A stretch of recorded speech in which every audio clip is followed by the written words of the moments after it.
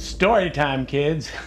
Some years ago, I was working for my local police department in an ancillary position as a crime scene investigator. I did that for about 4 years, 17 homicides, uncountable unknown cause deaths. On this particular day, got a call about 4 o'clock, dead body discovered on the south side of town in a house. So I drive on over there in my POV, and I haven't even gotten out of the car. I can already smell this fucker. This one is ripe. It's a particular type of odor. You know it when you smell it. Anybody walking by on the street would have been like, what the fuck died? I was ready to puke right then. I mean, it was pungent. I get inside, the team's already there. 2 of the girls from CSI, my buddy Sammy, and a lieutenant. The story goes that the landlord had come by to talk to his tenant. Same as me, hit the stairs and went, what the fuck died? Fuck, something has died. The tenant's like, I don't smell anything. You smell something? The landlord decides that must be that an animal died under the crawl space, and he calls an exterminator. The exterminator shows up, looks in the crawl space, which has an outside entry, and sees that the dead thing is wearing a down jacket. Uh-oh! Oh, fuck! That's a problem. Probably has an oh shit moment, and then calls the police. So we're figuring out what we're gonna do. I quickly deduced that someone's gonna have to go into the crawl space, and I want it to be me. I'm going under, me first.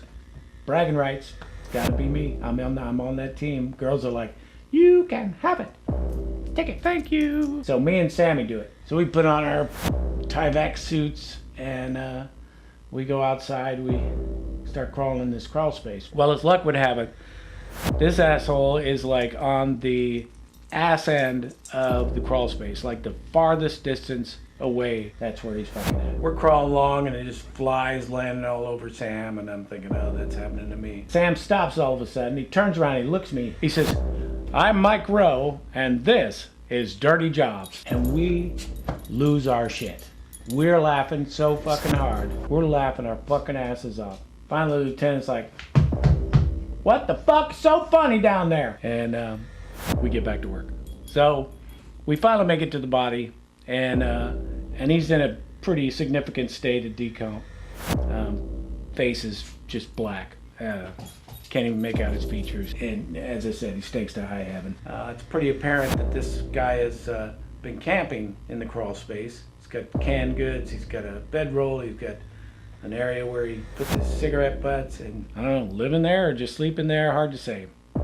Hiding was my guess. Checking that out, we find a gun, which for obvious reasons complicates things, seeing as we don't know yet how he died. We get the fuck out of there, get back upstairs, we debrief the lieutenant.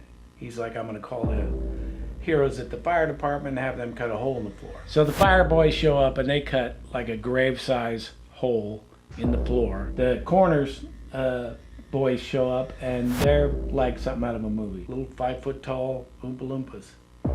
And they put on their little Tyvek suits and they jump in the hole and they lay down a body bag and they proceed to roll this guy onto the body bag. At which point, 1,000,000 fucking maggots cascade from his chest cavity. I turn to the lieutenant and I says, well, there it is, boss. That's the nastiest thing I've ever seen. Or so I thought. So a week later, we go to the autopsy. And it's my first time. Never been to an autopsy before. And we're early, so we watch autopsy already in progress. So they bring our body in, unzip the bag, and just bugs start just dropping to the fucking floor. I mean, they're crawling everywhere. The coroner goes to turn the man's head. And he takes hold of the chin and begins to turn the guy's head, and his whole fucking jaw falls off. And I laugh my ass off. So, perspective, I guess.